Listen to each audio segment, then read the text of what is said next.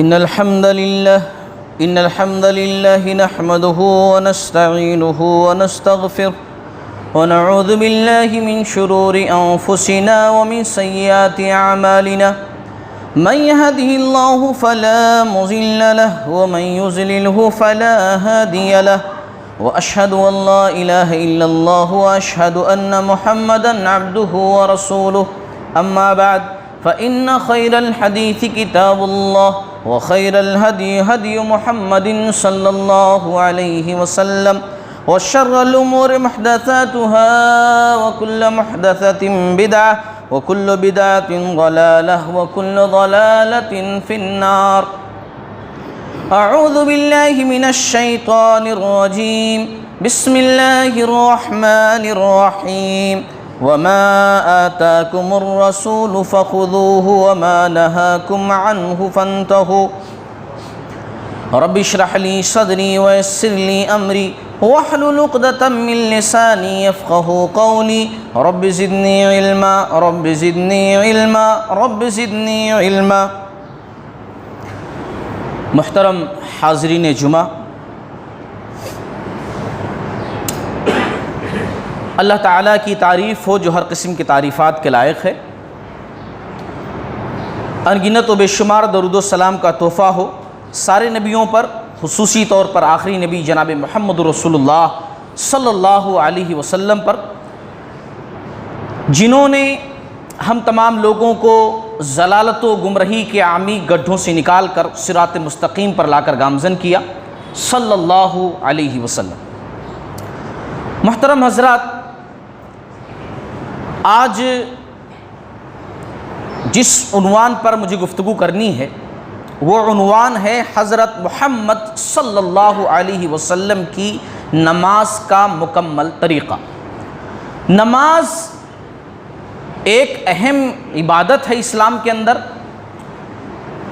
اللہ تعالیٰ اسی وقت ہماری یہ عبادت قبول کرے گا جب ہم محمد صلی اللہ علیہ وسلم کی طرح نماز یا آپ صلی اللہ علیہ وسلم کے بتلائے ہوئے طریقے کے مطابق نماز ادا کریں گے، تبھی اللہ قبول کرے گا. قبل اس کے کہ میں طریقہ بتلاؤں، دو چار جملے بطور تمہید میں کہنا چاہتا ہوں. پہلی بات تو یہ کہ اگر آج وقت 5-10 منٹ آگے بڑھ جائے تو بار بار گھڑی کی طرف مت دیکھیے گا. دوسری بات یہ کہ اللہ کی توفیق سے میری ہمیشہ سے کوشش ہوتی ہے کہ ہر بات قرآن اور حدیث کے مطابق، لیکن خصوصی طور سے آج جو جملے میں بولوں گا یا جو میں باتیں بتاؤں گا نماز کے تعلق سے، ہر ایک جملہ حدیث کے مطابق ہوگا. ہر ایک طریقے کی دلیل میرے پاس ہے الحمدللہ. کوئی بھی سنٹنس ایسا نہیں ہوگا جو نماز کے طریقے میں آئے گا کہ اس کی دلیل میرے پاس نہ ہو یا بغیر دلیل کے میں اس کو بول رہا ہوں. یہ نماز کا طریقہ جو میں بتانے جا رہا ہوں مکمل نماز نبوی صلی اللہ علیہ وسلم ہے. اسی لیے پورے توجہ کے ساتھ آپ لوگ آج کا خطبہ سنیں، اور ویسے بھی خطبہ توجہ کے ساتھ ہی سننا چاہیے، تبھی جمعہ کا فائدہ آپ کو حاصل ہوگا.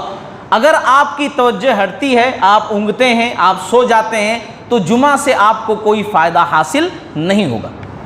چلیے ہم نماز کا طریقہ آپ لوگوں کے سامنے رکھتے ہیں. اللہ تعالیٰ سے دعا کرتے ہیں اللہ تعالیٰ مجھے سیدھی سچی بات کہنے والا بنائے اور ہم تمام لوگوں کو ان تمام باتوں پر عمل کرنے والا بنائے. نماز کے لیے جو ضروری چیز ہے سب سے پہلے ہے وضو. آدمی نے وضو کر لیا، وضو کرنے کے بعد قبلہ رخ آ کر کے کھڑا ہو، قبلے کی طرف اس کا فیس ہونا چاہیے. ایک دم سیدھے انداز میں سمجھا رہا ہوں، قبلے کی طرف اس کا چہرہ ہونا چاہیے. اور وہ جو نماز پڑھنے جا رہا ہے اس نماز کی نیت اس کے دل کے اندر ہونی چاہیے. میں ظہر کی نماز پڑھنے جا رہا ہوں، یا میں ظہر کی سنت پڑھنے جا رہا ہوں، یا میں فجر کی پڑھنے جا رہا ہوں، جو نماز آپ پڑھنے جا رہے ہیں اس کی نیت آپ کے دل کے اندر ہو. زبان سے نیت کرنا صحیح نہیں ہے، بلکہ اللہ کے شان کے خلاف ہے کہ وہ اللہ تعالیٰ جو آپ کی دل کی بات جانتا ہے، آپ زبان سے بتا رہے ہیں کہ اللہ تعالیٰ میں ظہر کی نماز پڑھنے جا رہا ہوں. اور وہ بھی اتنی رکعت پڑھنے جا رہا ہوں۔ کیا اللہ تعالیٰ آپ کی دل کی کیفیت کو نہیں جانتا ہے؟ جب آپ نے وضو کیا تو کیا آپ کے دل کے اندر یہ بات نہیں تھی کہ میں نماز پڑھنے جا رہا ہوں؟ تو دل سے نیت کرنا ہے۔ قبلہ رخ ہو گئے، نیت بھی آپ کی ہو گئی ہے۔ اب آپ جو ہے تکبیر تحریمہ کہیں گے، اللہ اکبر، اپنے ہاتھوں کو بلند کریں گے، دونوں ہاتھوں کو، اسی کو رفع الیدین کہتے ہیں۔ ید مانے ہاتھ، یدین دونوں ہاتھ، رفع یرفع مانے اٹھانا، اپنے دونوں ہاتھوں کو اٹھانا، یا تو آپ کندھے تک اٹھائیں یا پھر آپ کانوں تک اٹھائیں، ایسا اتنا اٹھائیں، یا کندھوں تک اتنا اٹھائیں۔ غلط طریقہ جو آج سماج کے اور معاشرے کے اندر ہے، بہت سارے لوگ یا تو اٹھاتے نہیں ہیں صحیح سے، صرف سینے تک ایسا کر کے جیسے احسان کر رہے ہوں اللہ تعالیٰ پر باندھ لیتے، یا پھر بہت سارے لوگ ایک دم اوور کر دیتے، بہت اوپر کر دیتے، پتہ نہیں کیا کر رہے ہوتے ہیں وہ آسمان میں، وہ بھی غلط ہے نا۔ یا تو کندھے تک یا کانوں تک اٹھا کر کے آپ جو ہے نیت باندھیں۔ جو میں نے تکبیر تحریمہ کی دلیل آپ کو دی، کندھوں تک، کانوں تک، اس کی دلیل ابو داؤد 618، ترمذی 3، ابن ماجہ 275 کی حدیث آپ دیکھ سکتے ہیں۔ اسی طریقے سے کانوں کو چھونا ہاتھ اٹھاتے ہوئے کسی حدیث میں نہیں ملتا ہے، یہ بالکل غلط طریقہ ہے۔ اب سینے پر ہاتھ باندھنا، رفع الیدین آپ نے کر لیا، تکبیر تحریمہ ہو گئی، اب آپ کو سینے پر ہاتھ باندھنا ہے۔ سینے پر ہاتھ باندھنے کے 3 طریقے ہیں۔ میں سینے کا لفظ اس لیے استعمال کر رہا ہوں، غور سے سنیے۔ 3 طریقے ہیں ہاتھ باندھنے کے، یا تو آپ اس طریقے سے باندھیں، ہے نا، یہ دیکھو ایک ہاتھ دوسرے ہاتھ پر رکھ دیا آپ، یا پھر آپ یہ اس طریقے سے باندھیں، ہے نا، یا پھر آپ اس طریقے سے باندھیں۔ یہ ہاتھ آگے نہیں ہونا چاہیے، بہت سارے لوگ غلطی کرتے ہیں، ایسا کر لیتے ہیں، یعنی انگلیاں باہر نکل جاتی ہیں، ایسا یہاں تک صرف بس۔ اس کی دلیل آپ کو ملے گی ابن خزیمہ 679، اسی طریقے سے صحیح بخاری 740، اسی طریقے سے ابو داؤد 727، نسائی 490۔ اب پوری حدیث میں بیان کروں گا تو وقت اتنا نہیں ہے، میں صرف نمبرات بتا دے رہا ہوں دلائل کے ساتھ۔ اب آپ مجھے بتائیے کہ یہ تینوں طریقوں پر اگر آپ کو عمل کرنا ہے حدیث کے مطابق، ایسا ایسا یا ایسا، تو آپ کہاں باندھ سکتے ہیں؟ ظاہر سی بات ہے پیٹ پر بھی نہیں باندھ سکتے آپ، صرف ایک ہی حصہ بچتا ہے سینے پر، آپ سینے پر باندھ سکتے ہیں، ہے نا۔ چلو یہ طریقہ آپ کسی بھی طریقے سے پیٹ کے نیچے ناف کے پاس باندھ بھی لیے، یہ طریقہ، مگر یہ 2 طریقے اور خاص طور سے یہ طریقہ جو اللہ کے نبی صلی اللہ علیہ وسلم نے جس پر زیادہ عمل کیا، جو حدیث کے اندر موجود ہے، اس کو تو آپ بالکل بھی سینے سے نیچے نہیں باندھ سکتے۔ اگر سینے سے نیچے جیسا مشہور ہے، ناف کے اوپر، ناف کے آس پاس اگر آپ باندھنے کی کوشش کریں گے تو آپ کی شکل ویسی ہو جائے گی جیسا وہ باڈی بلڈر ہوتے ہیں، نہیں باڈی شو کرتے ہیں، دیکھو ان کی شکل ایسی ہو جاتی، تو آپ ویسی آپ کی شکل ہو جائے گی، پھر باندھ ہی نہیں سکتے آپ، ہے نہیں۔ سینے پر ہاتھ باندھنے میں بھی بہت سارے لوگ غلطی کرتے ہیں۔ پہلی غلطی یہ ہوتی ہے یا تو یہاں باندھ لیتے بالکل گلے کے پاس، یہ بھی غلط۔ بہت سارے لوگ سینے سے نیچے بالکل جو پیٹ تھوڑا نکلا ہوتا ہے نا، اس پر ٹکا لیتے ہاتھ کو سکون سے، آرام سے، وہ بھی غلط۔ جو سینے کا حصہ نا جہاں اختتام ہوتا ہے سینہ، وہاں اور مضبوطی کے ساتھ باندھیے، اپنے ہاتھوں کو روک کے رکھیے۔ میں بہت سارے لوگوں کو دیکھتا ہوں ایسا، دیکھو ایسا کھڑے ہو جاتے ہاتھ باندھ کر کے، وہ سمجھتے میں سینے پر ہاتھ باندھا ہوں، پورے ہاتھ ڈھیلے ایک دم، ایسا لگ رہا۔ نماز کے اندر چستی ہونی چاہیے، کسلان، سستی نماز کے اندر ایک عیب ہے، ایک برائی ہے۔ تو چلیے ہاتھ اس طریقے سے باندھیں۔ ہاتھ باندھنے کے بعد آپ کو کیا کرنا ہے؟ اب آپ کو ثنا پڑھنی ہے۔ ثنا ایک وہ مشہور ہے جو عام طور سے لوگ پڑھتے ہیں، سبحانک اللہم وبحمدک وتبارک اسمک وتعالی جدک ولا الہ غیرک، ترمذی، ابو داؤد وغیرہ کی حدیث ہے۔ ترجمہ جس کا ہوتا ہے، اے اللہ تو پاک ہے اور قابل تعریف ہے، تیرا نام بابرکت ہے اور تیرا اقبال بلند ہے اور تیرے سوا کوئی لائق عبادت نہیں، یہ بھی آپ پڑھ سکتے ہیں۔ یا اس سے بہترین ایک ثنا ہے جو اکثر لوگ نہیں پڑھتے، تھوڑی بڑی دعا ہے لیکن بہت پیاری ہے، بہت پیاری دعا ہے، صحیح بخاری صحیح مسلم کی۔ اور وہ ثنا کیا ہے؟ اللہم باعد بینی و بین خطایای کما باعدت بین المشرق والمغرب، اللہم نقنی من خطایای کما ینقی الثوب الابیض من الدنس، اللہم اغسلنی من خطایای بالماء والثلج والبرد۔ یہ بڑی ہے، مگر اس کا ترجمہ آپ دیکھیے. میں کیوں کہہ رہا ہوں کہ یہ بہترین ہے, اس سے زیادہ بہترین ہے. آپ چاہیں تو سبحانک اللہم بھی پڑھ سکتے ہیں, کوئی بات نہیں, حدیث سے ثابت ہے وہ بھی, لیکن اس سے زیادہ بہترین یہ ہے. میں کیوں کہہ رہا ہوں, ترجمہ سنیے. اے اللہ میرے اور میرے گناہوں کے درمیان دوری ڈال دے جس طرح تو نے مشرق و مغرب کے درمیان دوری ڈالی ہے. اے اللہ مجھے میرے گناہوں سے اسی طرح صاف کر دے جس طرح سفید کپڑا میل کچیل سے صاف کیا جاتا ہے. اے اللہ مجھے میرے گناہوں سے پانی برف اور اولوں کے ساتھ دھو ڈال. کتنی بہترین دعا ہے. تو یہ والی یاد کر لیجئے, اگر یاد ہو تو یہی استعمال کیجئے. چلیے ثنا پڑھ لیے. اس کے علاوہ بہت سی ثنا ثابت ہے, حصن المسلم وغیرہ دعاؤں کی کتاب کے اندر موجود ہے. اختصار کے ساتھ میں ایک دو کا صرف تذکرہ کر رہا ہوں. ثنا پڑھ لیا. ثنا پڑھنے کے بعد اب آپ اعوذ باللہ من الشیطان الرجیم پڑھیں گے. اعوذ باللہ من الشیطان الرجیم پڑھ لیے. پھر بسم اللہ الرحمن الرحیم پڑھیے. پھر اس کے بعد سورۃ الفاتحہ پڑھیے. ایک بات اچھی طرح جان لیجئے کہ بسم اللہ الرحمن الرحیم سورۃ الفاتحہ کی ایک آیت ہے. جب بھی آپ سورۃ الفاتحہ پڑھیں گے تو بسم اللہ الرحمن الرحیم ضرور پڑھیں گے.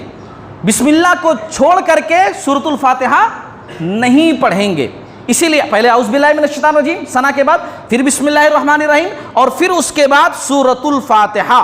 سورۃ الفاتحہ کا پڑھنا انتہائی ضروری ہے, انتہائی ضروری. چاہے امام ہو چاہے مقتدی ہو, چاہے آپ اکیلے پڑھ رہے ہوں چاہے جماعت سے پڑھ رہے ہوں, چاہے جہری نماز ہو جو زور سے پڑھی جاتی ہے, امام صاحب پڑھاتے ہیں جیسے مغرب کی, عشاء کی, فجر کی, چاہے سری نماز ہو ظہر کی, عصر کی, ہر رکعت میں ہر نماز میں سورۃ الفاتحہ کا پڑھنا ضروری ہے.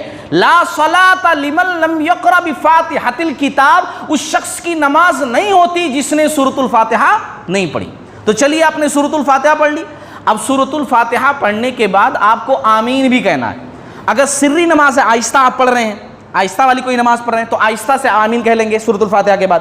اور اگر زور سے, جیسے امام صاحب کے پیچھے آپ پڑھ رہے ہیں, انہوں سورۃ الفاتحہ پڑھا رہے ہیں, آپ پیچھے پیچھے پڑھ رہے تھے, تو جب آمین کی بات وَلَضَّالِّينَ تک پہنچ گئے, امام صاحب کو بھی آمین کہنا ہے اور پیچھے مقتدیوں کو بھی آمین کہنا ہے. اس کی دلیل صحیح بخاری 6402, صحیح مسلم کے اندر بھی 620 کی حدیث موجود ہے.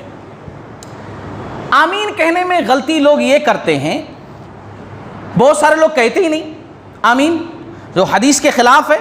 اللہ کے نبی صلی اللہ علیہ وسلم نے فرمایا جس کی آمین فرشتوں کی آمین سے مل گئی, فرشتے بھی آمین کہتے ہیں جو مسجد کے اندر نماز پڑھ رہے ہوتے ہیں, اگر ان سے مل گئی تو پچھلے تمہارے گناہ معاف کر دیے جائیں گے.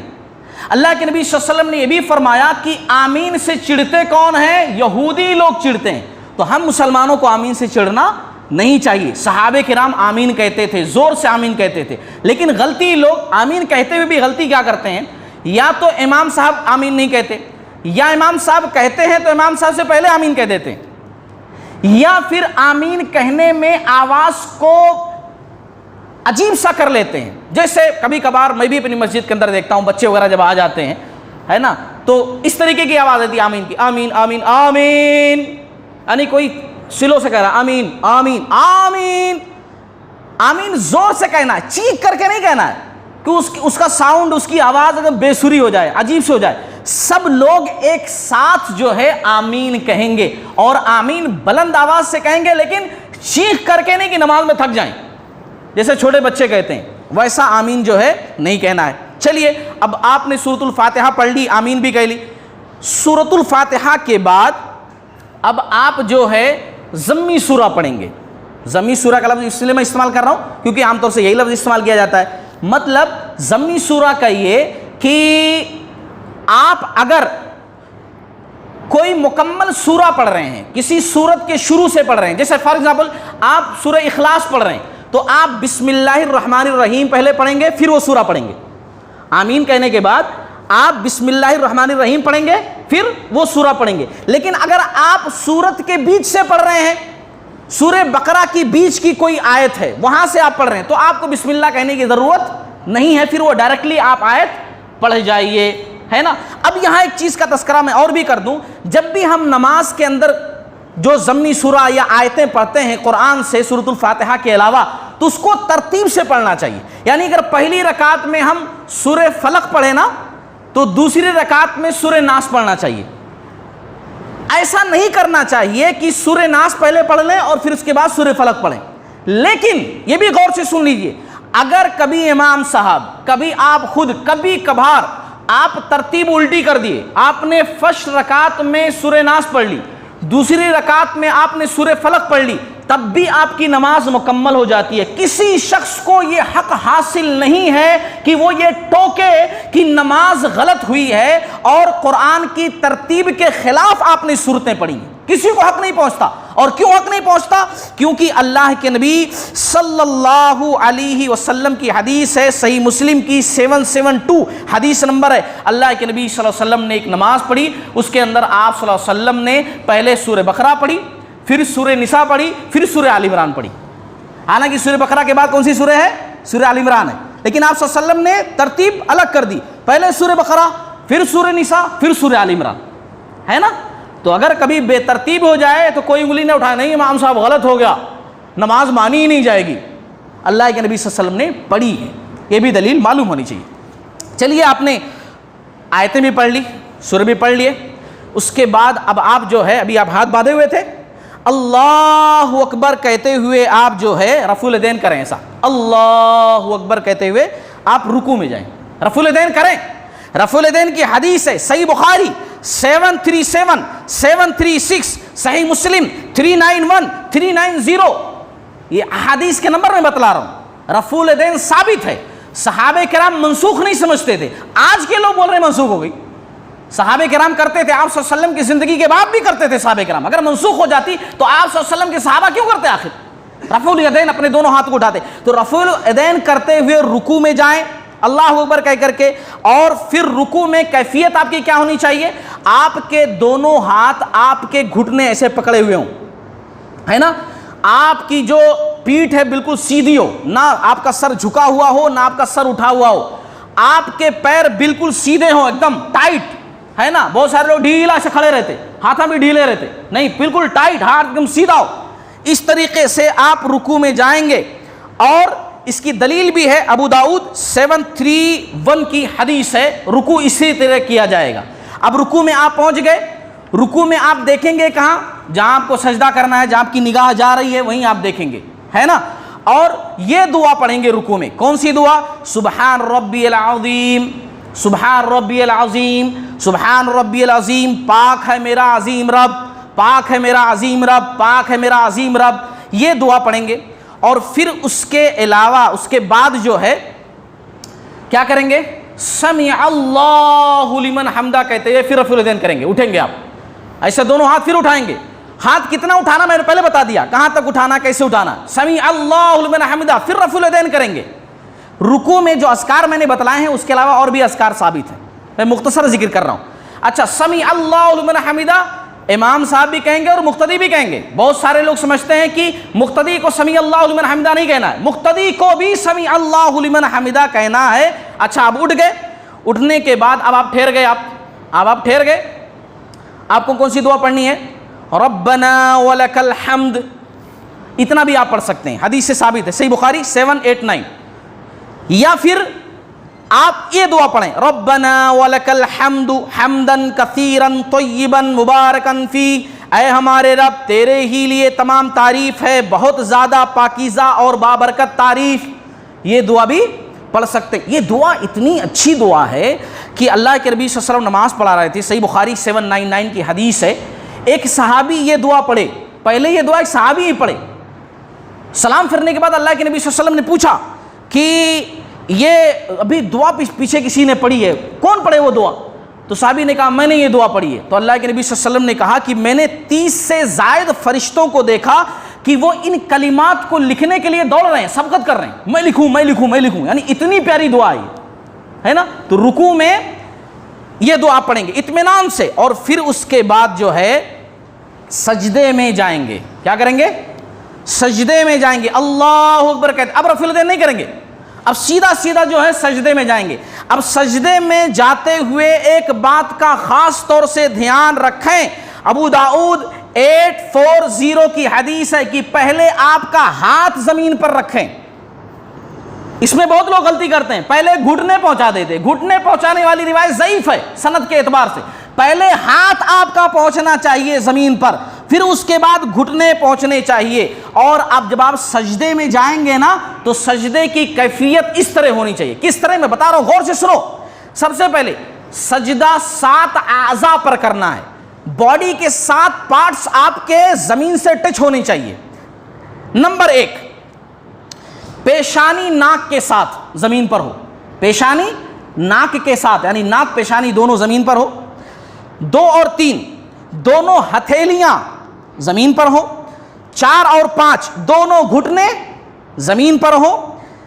6 اور 7 دونوں پیروں کے کنارے یعنی انگلیاں جو رہتی ہیں ایسا، وہ بھی زمین سے لگی ہوئی ہوں۔ صحیح بخاری 812 کی حدیث ہے۔ اپنے بازو جو ہو وہ آپ کان کے پاس رکھیں، ایسا اس طریقے سے، کان کے پاس اس طریقے سے، ایک دم فیس سے ٹچ نہ ہو، اور آپ کے بغل بالکل ایسے سٹے ہوئے نہ ہو، بالکل ٹچ نہ ہو، ایسے کھلے ہوئے ہوں، اور ہاتھوں کو زمین پر بچھائیں نہیں، ایسا ایک دم بچھ جائیں نہیں، اٹھے ہوئے ہونے چاہیے۔ اور اسی طریقے سے پیر کھڑے ہوں، انگلیاں قبلہ رخ ہوں، انگلیاں ایسا نہیں پیچھے کی طرف مڑی ہوئی ہوں، بلکہ انگلیاں قبلہ رخ مڑی ہوئی ہوں، پیر ملے ہوئے ہوں، یہ زیادہ اچھا ہے، پیر جو ہے ملے، یعنی یہ سجدے کی کیفیت ہے، اس طریقے سے آپ کو سجدہ کرنا ہے۔ پھر سجدے میں جا کر کے آپ کو دعا کون سی پڑھنی ہے؟ سبحان ربی الاعلی، پاک ہے میرا بلند رب، سبحان ربی الاعلی، سبحان ربی الاعلی، پاک ہے میرا بلند رب۔ اور بھی بہت ساری دعائیں ہیں، میں مختصر ذکر کیا ہوں۔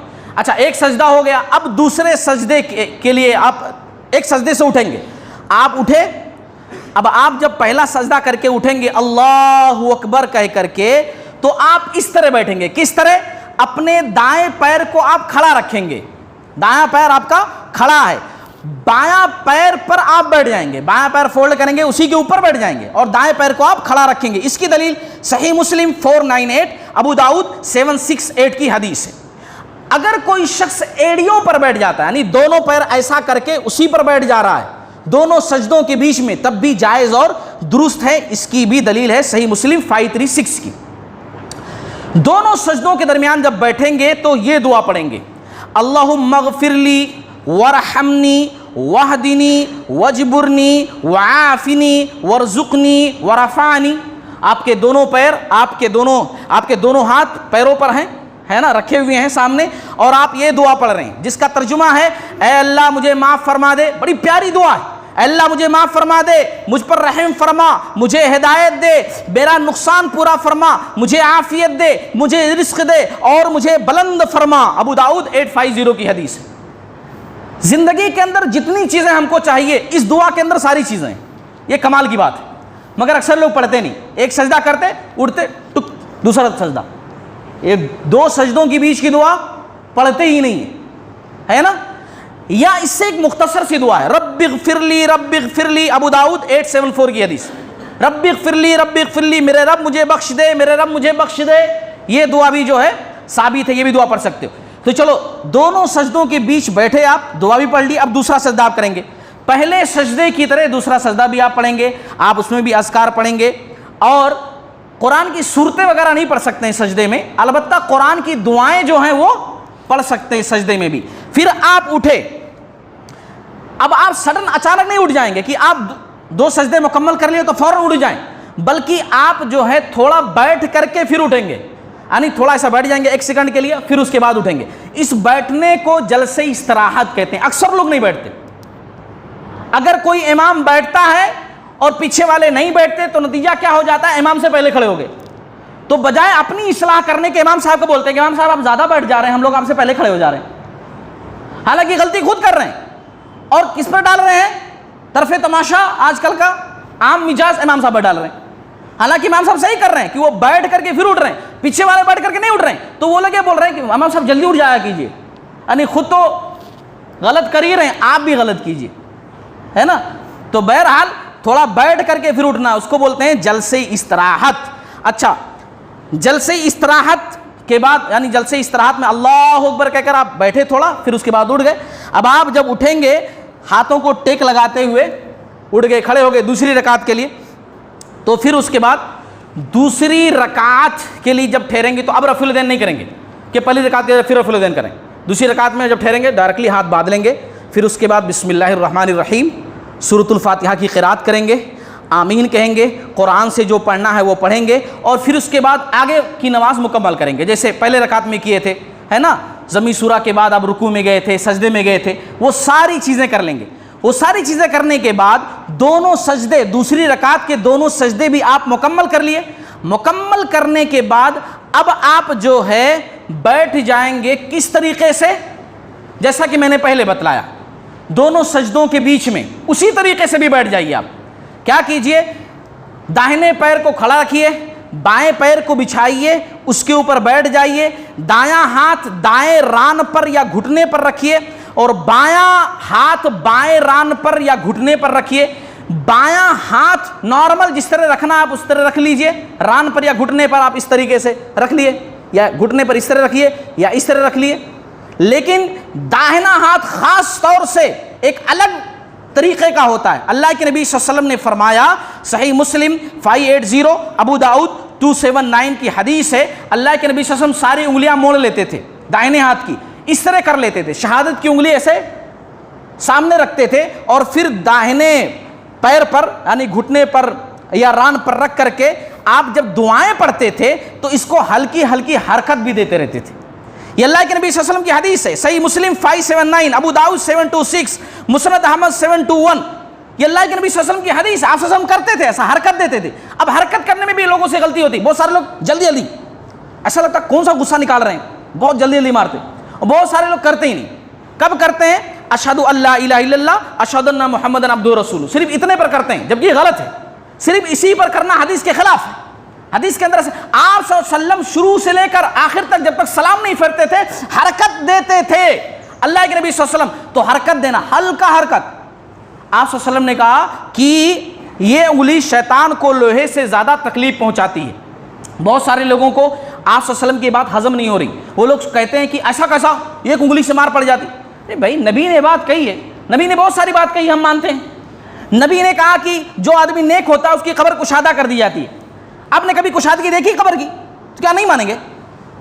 بہت ساری چیزیں اسلام کے اندر ہیں جو دکھ کر کے نہیں آتی ہیں, لیکن اب موت کا فرشتہ آتا ہے, روح نکالتا ہے, تو کیا آپ موت کے فرشتے کو دیکھتے ہیں؟ یعنی آپ نہیں دیکھیں گے, آپ کو سمجھ میں نہیں آئے گا تو نہیں مانیں گے. نبی نے وہ بات کہہ دی, صحیح سند کے ساتھ وہ بات ثابت ہے تو اس کو ماننا ہے. سمعنا و اطعنا.